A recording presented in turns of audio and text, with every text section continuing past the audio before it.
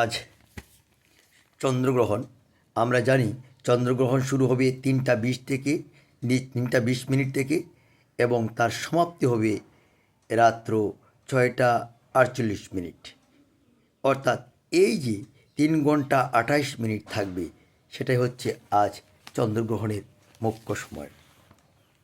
এই চন্দ্রগ্রহণের সময় অনেকেই অনেক কিছু বলে থাকেন যে এই সময়ের মধ্যে দিয়ে কোনো কিছু আহার করা যাবে না, কোনো কিছু করা যাবে না, পুজো করা যাবে না, বিভিন্নভাবে বিভিন্ন মানুষের মন্তব্য করে যায়। তারই পরিপ্রেক্ষিতে আজ সেই চন্দ্রগ্রহণ এবং সেই সূর্যগ্রহণ সব কিছু এই সামান্য কিছু ব্যাপার নিয়ে একটা তথ্য তুলে ধরছি, যেটা বুঝতে সহজবোধ্য হবে।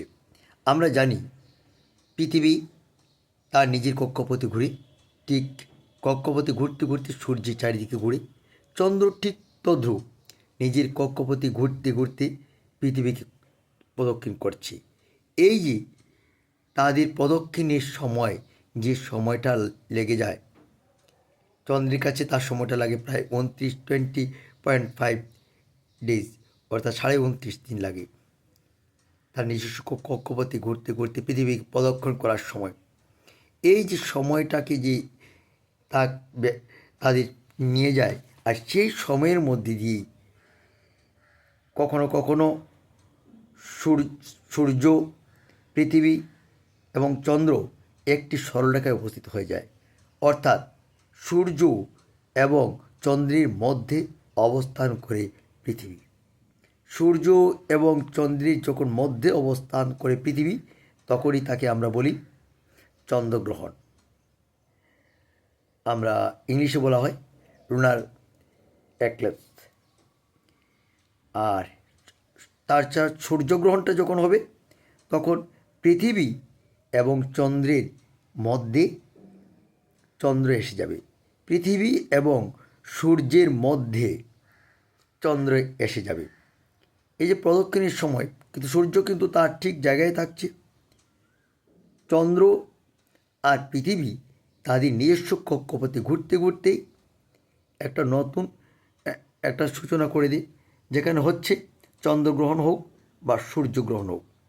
তাদের আমরা দেখছি পৃথিবী তার নিজের কক্ষপথে ঘুরতে ঘুরতে সূর্যকে প্রদক্ষিণ করে, ঠিক তদ্রূপ চন্দ্রও নিজ কক্ষপথে ঘুরতে ঘুরতে পৃথিবীকে প্রদক্ষিণ করছে। যাই হোক, এই যে চন্দ্রগ্রহণ বর্তমান সময় চলছে, আমাদের 3টা 20 মিনিট থেকে শুরু হবে আর সন্ধ্যা 6টা 48 মিনিট পর্যন্ত থাকবে। প্রায় 3 ঘন্টা 28 মিনিট থাকবে, পরিব্যাপ্ত থাকবে। এই সময় কি কোনো কিছু খাওয়া যায়? এমনিতে যারা সাধক শ্রেণী বা এমনিতে সন্ন্যাসী বা সামাজিক রীতি রেওয়াজ নিয়ে যারা আছেন, তারা জানেন, তারা বলবেন এ সময় কোনো কিছু খাওয়া যায় না বা কোনো কিছু রক্ষণ করা যায় না। কোনো কিছু আমরা যদি ভক্ষণ করি তাহলে আমাদের সেই গ্রহের প্রভাব পড়বে। বাস্তবিক কতটুকু সত্য আমাদের জানা প্রয়োজন। দেখুন, এইগুলি প্রভাব টোটালি কিছু পড়বে না। যদি এই সময় কিছু আহার গ্রহণ করা যায় তবেও খারাপ হবে না। তবে মনে রাখবেন, খারাপ হবে না বলে আপনি মাছ মাংস যথেচ্ছভাবে খাবেন এমন কোনো কথা নয়। কারণ এই সময়ের মধ্যে আমাদের শারীরিক প্রক্রিয়া অনেক কিছু অঘটন দেখা দিতে পারে। এই সময়ের মধ্যে দিয়ে শারীরিক রক্তচাপ বেড়ে যেতে পারে বা কোনো কিছু আমাদের শারীরিক প্রক্রিয়ার মধ্যে ব্যাঘাত করতে পারে।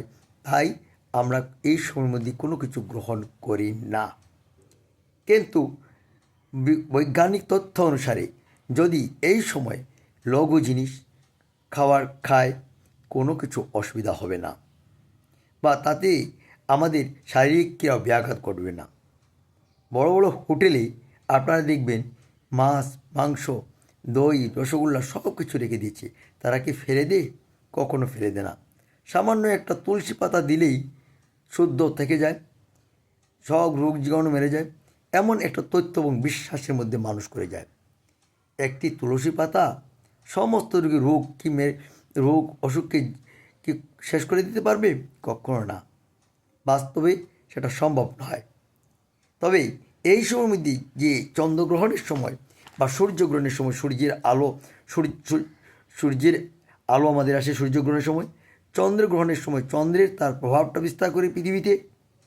তাই এই রশ্মিগুলো হয়তো কোনো ক্ষতির প্রভাব করতে পারে, সেই আমাদের আবেগ অনুভূতি থেকে যায় বলে আমরা কিছু গ্রহণ করি না, কিন্তু বাস্তবে তা নয়। বিজ্ঞান ভিত্তি অনুসারে এই সময় লঘু জিনিস অর্থাৎ জল বা কোনো কিছু খাবার আমরা খেতে পারি, তবে কোনো কঠিন পদার্থ, স্নেহজাতীয় পদার্থ যেগুলো অত্যধিক পুষ্টিকর জিনিস কিন্তু হজম শক্তি ব্যাঘাত করবে, না খাওয়াটাই ভালো। বিজ্ঞান তথ্য অনুসারে কেউ যদি এই সময় জল খায় বা এই সময় চা পান করে বা বিস্কুট খায় বা রুটি খায়, কোনো কিছু অসুবিধা হবে না।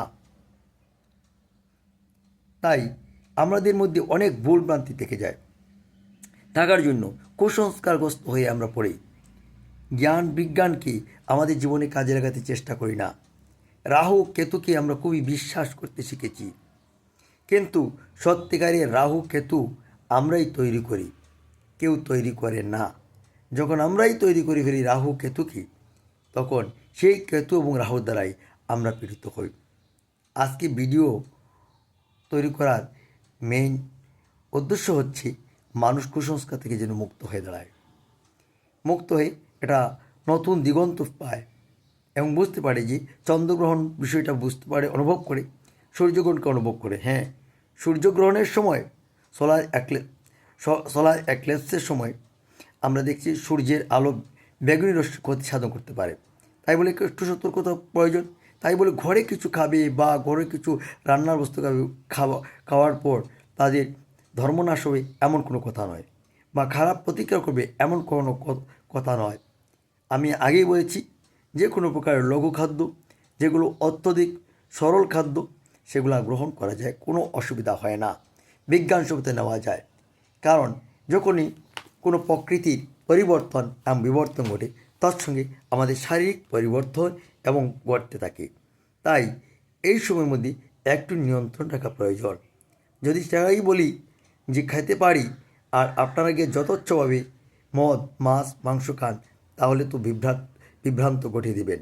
কারণ মানুষ আবেগিক হয়ে অনেক কিছু করে আর অন্ধবিশ্বাসের মধ্যে বহু কিছু করে ফেলে।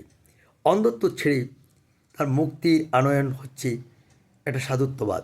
অন্ধত্ব ছেড়ে একটা সঠিক জ্ঞানের মধ্যে দিয়ে জীবন ধারণে হচ্ছে একটা প্রকৃত ঋষিবাদ।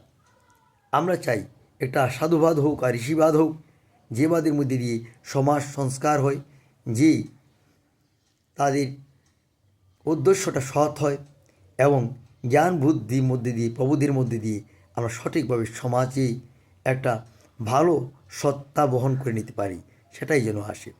যাই হোক, আমরা আজকে সেই গ্রহণের সময়টা পালন করব।